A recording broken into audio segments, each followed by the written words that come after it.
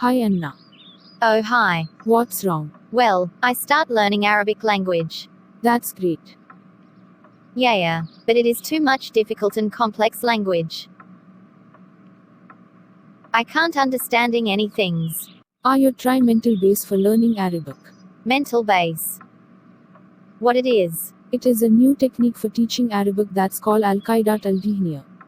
I promise you, you will not find anyone explain Arabic by this technique in all net chance yet. And it is the easier program for Arabic language. It is similar than Jolly Phonics program. Don't worry. Just follow me in my channel for Arabic lessons with a new teaching program. Now, I will give you a brief history about Al-Qaidat al-Dihniya.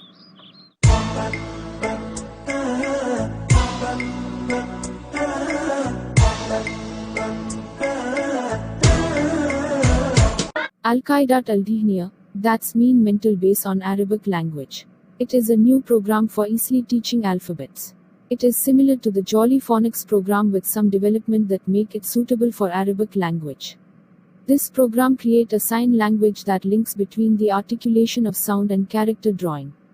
The program depend on drawing mental links to letters.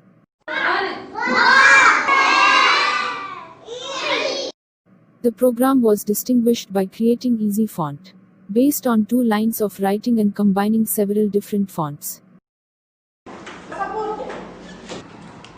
This program reached for different age groups: kindergarten, first class, learning difficulties and the literacy. This program has great success in the Gulf countries like most of Oman schools, some of Saudi Arabia schools and UAE.